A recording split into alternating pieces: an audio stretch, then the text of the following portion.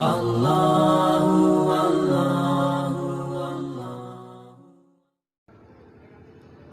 سے واقعات سنیں گے آپ؟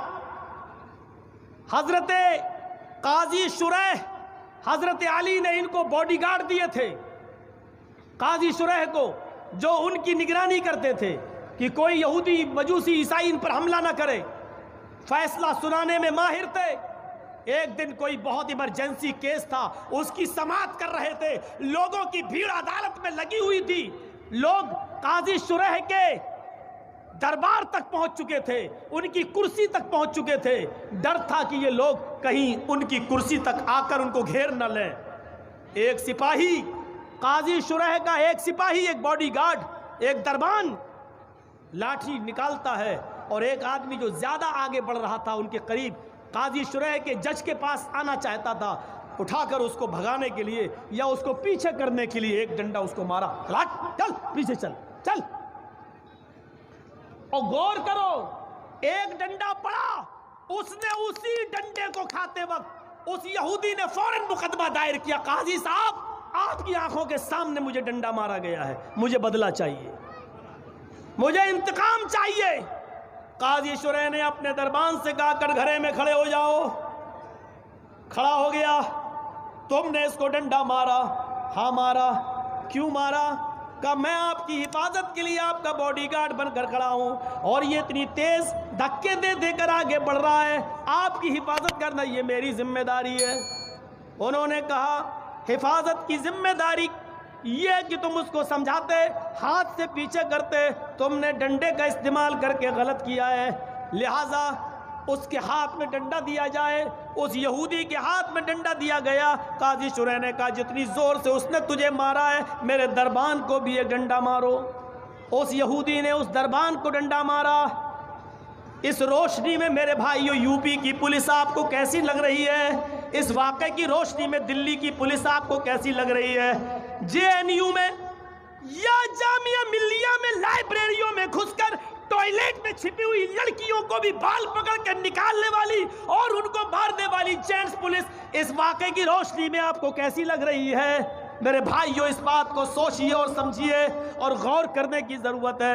قاضی شریح نے اپنے باڈی گارڈ، اپنے سپاہی کو بھی یہودی کے ہاتھ سے ڈنڈا پڑوایا کہ تم نے کیوں مارا ہے، لاٹھی کیسے چلائی ہے؟ کیا یوگی جی اپنی پولیس سے پوچھیں گے تم نے گولیاں کیسے چلوائی ہیں؟ فیروز آباد کے اندر 20 سے 25 آدمی کیسے مارے گئے ہیں؟ لکھنؤ کے اندر اتنا خون خرابہ کیسے ہوا ہے؟ لاشیں کیسے بہی ہیں؟ تمہیں گولی چلانے کا آرڈر کس نے دیا تھا؟ گولی چلنا تھی تو پہلے پیر پہ کیوں نہیں ماری گئی؟ جو اصول ہیں بھیڑ کو بھگانے کے، گولی تو لاسٹ سٹیج ہے، اس سے پہلے تم نے آنسو گیس کیوں نہیں چھوڑے؟ تم نے لوگوں کو لاٹیاں بھاج کر تتر بتر کیوں نہیں کیا؟ جب گولی چلانے کی نوبت تھی تو تمہیں پہلے پیر پہ گولی مارنا چاہیے۔ پیر پہ گولیاں نہیں لگی، جتنے لوگوں کو گولیاں لگی تو ان کے سینے میں یا ان کے سر میں ہی کیوں لگ رہی ہیں؟ یہ تمام چیزیں حساب و کتاب کی ہیں بھارت کے سنویدھان و قانون کے مطابق، لیکن کیا کریں؟ انصاف کہاں سے ملے گا؟ ہم آہ بھی کرتے ہیں تو ہو جاتے ہیں بدنام، اور تم قتل بھی کرتے ہو تو چرچا نہیں ہوتا۔ میرے پیارے ساتھیوں، ہمیں حضرت قاضی شریح کے انصاف سے سیکھنا پڑے گا۔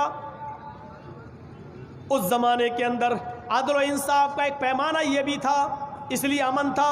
حضرت علی کی ایک زرہ کھو جاتی ہے، زرہ جو پہن لی جاتی تھی سینے پر تاکہ کوئی تیر دشمن کا نہ لگے، حضرت علی کے زمانے میں ان کی زرہ کھو گئی۔ 6 مہینے کے بعد وہ زرہ ایک یہودی کے ہاتھ میں حضرت علی کو دکھی۔ حضرت علی نے کہا اے یہودی، یہ زرہ تیرے پاس کہاں سے آئی؟ اس نے کہا یہ تو میری ہے۔ حضرت علی نے کہا یہ میری ہے۔ اس نے کہا اے علی، میرے پاس دیکھ کر آپ اپنی کہہ رہے ہیں، آپ جھوٹ بول رہے ہیں۔ حضرت علی نے کہا میں جھوٹ بول رہا ہوں؟ کہا کہ اور کیا، میری چیز کو آپ اپنی چیز کہہ رہے ہیں، میں نہیں دوں گا۔ آپ کو لینا ہے تو جائیے کورٹ سے، عدالت سے لے لیجئے۔ کورٹ، وہ بھی کس کو؟ امیر المومنین کو۔ کیا کہہ رہا ہے؟ کوفہ کے مالک ہیں حضرت علی، کیا کہا جا رہا؟ کورٹ سے لے لو۔ حضرت علی نے اپنی کورٹ میں، اپنی عدالت میں مقدمہ دائر کیا۔ کون جج؟ قاضی شریح۔ کس نے بنایا؟ حضرت علی نے۔ جج کس نے بنایا؟ علی نے۔ جج کون؟ قاضی شریح۔ فیصلہ کس کے حق میں ہو رہا ہے؟ دیکھیے، یہودی کھڑا ہے، علی کھڑے ہیں، یہودی حضرت علی سے پوچھا تم نے مقدمہ دائر کیا، بتاؤ پرابلم، کہا یہ زرہ میری ہے۔ یہودی سے پوچھا قاضی صاحب نے کیا معاملہ، اس نے کہا یہ زرہ میری ہے۔ قاضی صاحب نے کہا قاضی شرح نے تمہاری زرہ ہے؟ ہاں۔ کیا ثبوت ہے تمہارے پاس؟ یہودی کی دلیل دیکھو۔ یہودی کہتا ہے قاضی صاحب میری دلیل یہ ہے کہ یہ میرے پاس ہے۔ حضرت علی اگر یہ کہہ رہے ہیں وہ میری ہے تو دلیل ان کو دینا چاہیے، ان کو ثابت کرنا چاہیے، مجھے نہیں۔ میری زرہ ہے اس لیے کہ یہ میرے پاس ہے، میں اس کا مالک ہوں۔ قاضی صاحب نے کہا تمہاری بات ٹھیک ہے، تم صحیح کہہ رہے ہو۔ اے علی آپ بتاؤ یہ زرہ اگر تمہاری ہے تو تمہارے پاس کیا دلیل ہے، گواہ کیا ہے؟ حضرت علی نے کہا میرے پاس گواہ ہے۔ اے حسن آؤ۔ حسن نے گواہی دی، کہا اے قاضی صاحب یہ زرہ میرے باپ کی ہے، میں گواہی دے رہا ہوں، میں محمد رسول اللہ کا نواسا ہوں، کہ آپ کو مجھ سے جھوٹ کی امید ہے؟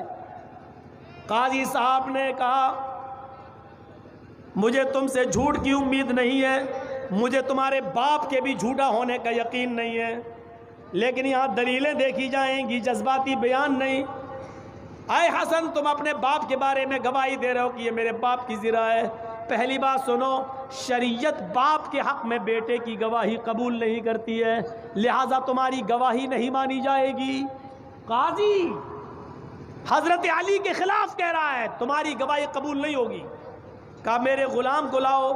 قاضی نے یہ کہہ کر غلام کی گواہی کو بھی مسترد کر دیا کہ مالک کے حق میں غلام کی گواہی بھی نہیں مانی جائے گی، اور دوسرا گواہ لاؤ۔ حضرت علی نے کہا دوسرا کوئی گواہ نہیں ہے میرے پاس۔ پھر قاضی کا فیصلہ یہ تھا اے یہودی یہ زرہ کا مالک تو ہے، یہ زرہ تیری ہے، جاؤ۔ دیکھ رہے ہیں آپ، حضرت علی نے قاضی بنایا اور فیصلہ علی کے خلاف ہو رہا ہے۔ یہودی کو زرہ دے دی گئی۔ یہودی جب کورٹ سے باہر نکلتا ہے کہتا جج صاحب، قاضی صاحب آپ نے اپنا فیصلہ سنا دیا، قرآن و حدیث کے مطابق جو فیصلہ ہونا چاہیے تھا آپ نے میرے حق میں کر دیا، اب میرا فیصلہ سنو۔ اے قاضی صاحب حضرت علی اپنے دعوے میں سچے ہیں، یہ زرہ میری نہیں ہے، حضرت علی کی ہے۔ میں تو امتحان لینا چاہتا تھا کہ دیکھیں جج کہیں علی کے پریشر میں کام تو نہیں کر رہا ہے، جج کہیں امیر المومنین کے دباؤ میں آ کر فیصلہ تو نہیں کر رہا ہے۔ میں نے سمجھ لیا آپ اسلام کی روشنی میں فیصلہ کرتے ہیں، امیر المومنین کے دباؤ میں نہیں۔ اس یہودی نے کلمہ پڑھ لیا۔ اس وقت امن تھا جب عدالتیں کسی کے پریشر میں کام نہیں کرتی تھیں، آج امن اس لیے نہیں ہے کیونکہ عدالتیں آج پریشر میں کام کر رہی ہیں۔